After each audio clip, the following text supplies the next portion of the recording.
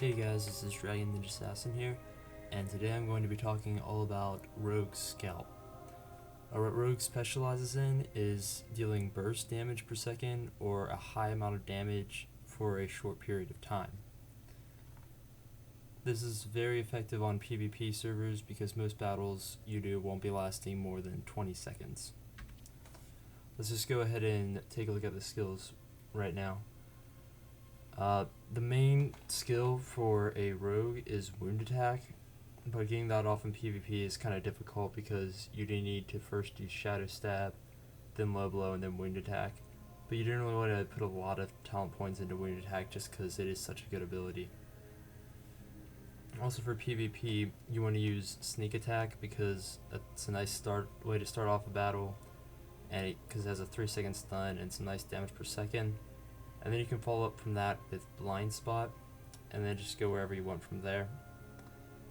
Since I have a scout secondary, I like to go to vampire arrow, and then use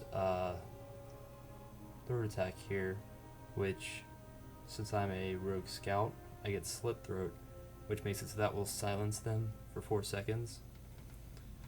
And then I usually go to shadow stab, and then low blow, and then wound attack, just for that nice damage per second. The good thing about Rogue is that they have a lot of passive abilities that you can invest your extra talent points in. Again, agility is going to increase your dodge rate. Nimble hands does attack speed. Got a dagger mastery for increased dagger damage. And you get a bunch of other good ones later on. Another thing with rogues is you have a lot of things that you can cast right before battle that will help you out a lot, but I only like to stick with 2 since you're going to be sneaking up behind people. Right now I use Energy Thief, which whenever I hit someone with a normal attack, I restore 20 points of energy, so that's useful since I'm going through a huge chain of attacks, so I don't run out of energy. And after that I use Assassin's Rage, which gives me a really high critical hit rate for 15 seconds. I didn't really use premeditation just because Assassin's Rage is already giving me a really high critical hit rate.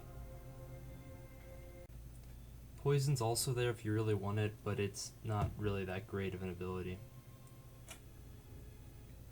I didn't level up Throw or Blind Stab because Throw is pretty much outclassed by the Scout secondary shot, and Blind Stab isn't doing anything else the more you upgrade it. It still has the same chance for your target to miss, and it's just going to be giving you a few extra points of damage, which aren't really worth that much.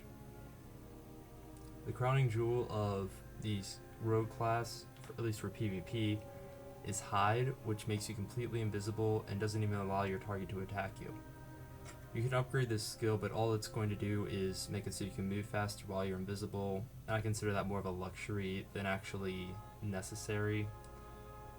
But it is useful, and the slow speed can get pretty annoying. For the Scout secondary, you get Swiftness, which is a really nice dexterity boost. Wrist attack will decrease damage, but I don't really like that because I'd rather be dealing damage than decreasing the damage dealt to me. Shot is a nice ranged attack. Vampire Arrow is an amazing DOT. I would suggest putting that on your target as quickly as possible. Joint Blow also prevents your target from moving very fast, so that's good if you're trying to chase someone down, but I like using Numbing Dagger instead because that roots them in place, and I can wait for my cooldowns and heal up and whatever.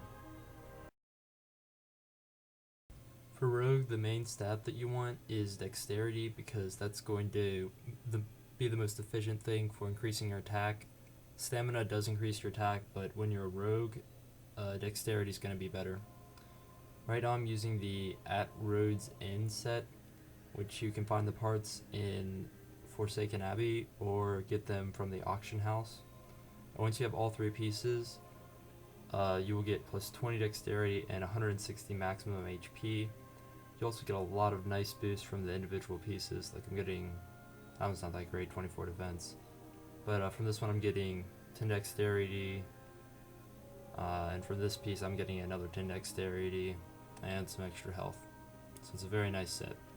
I'm also using part of the Silver Spring set here, just because it gives me a lot of dexterity, and I've used an enhancement tool to get it to +1, so I get even more dexterity from them. Now, there's a big debate over whether a rogue should use a sword or a dagger. The skill Dagger Mastery is going to increase your dagger damage, and as long as that damage is higher, you want to use a dagger. If it's not, you can use a sword and then use a macro to switch out whenever you want to use a skill such as Shadow Stab or Sneak Attack or Blind Spot. And I will show you how to do that when I get to the macros section.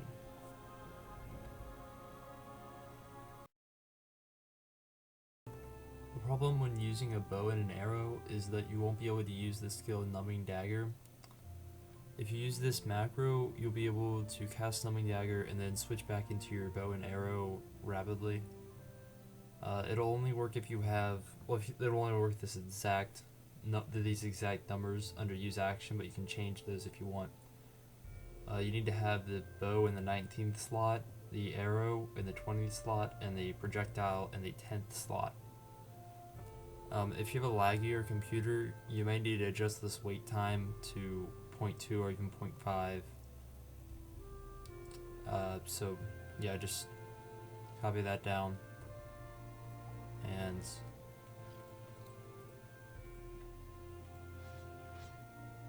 I will cast Numbing Dagger, and I've swapped back to my bow and arrow just like that. After you use Numbing Dagger, you can do whatever you want, and then come up behind them and use Blind Stab.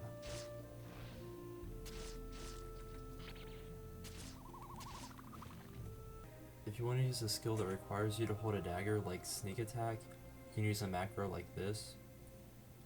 I have a weight 3 right here, but if you have a potion that will boost your energy, because like when you switch weapons, your energy is going to reset to 0, you can put /use and then put the name of a potion that will increase your energy. I don't have one on me right now, so can't show you that.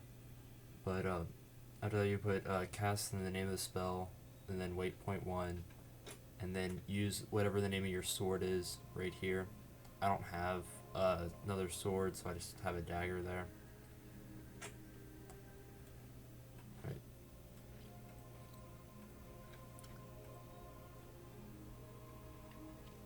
So right now I have Fungus Slicer equipped. When the thing casts, I should switch into my Concealed Dagger, and then use Sneak Attack, and then switch back.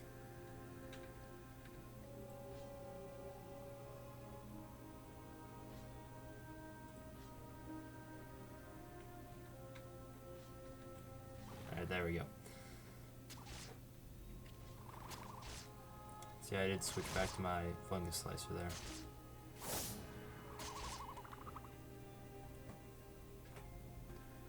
Another useful trick when building macros is to put Blind Spot and Blind Stab right next to each other, because Blind Spot will only work when you're behind the target, and Blind Stab will only work when you're in front of it, so it's only possible that one of them can be cast at a time.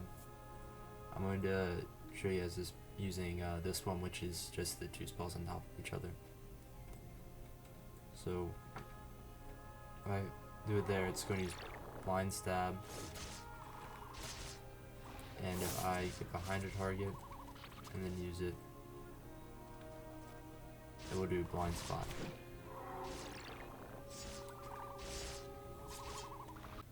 Well guys, that's all I have for Rogue Scalp. I'm making a video of me PKing with this class later, so you guys can check that out too. This has been Dragon Ninja Assassin, and I will see you guys later.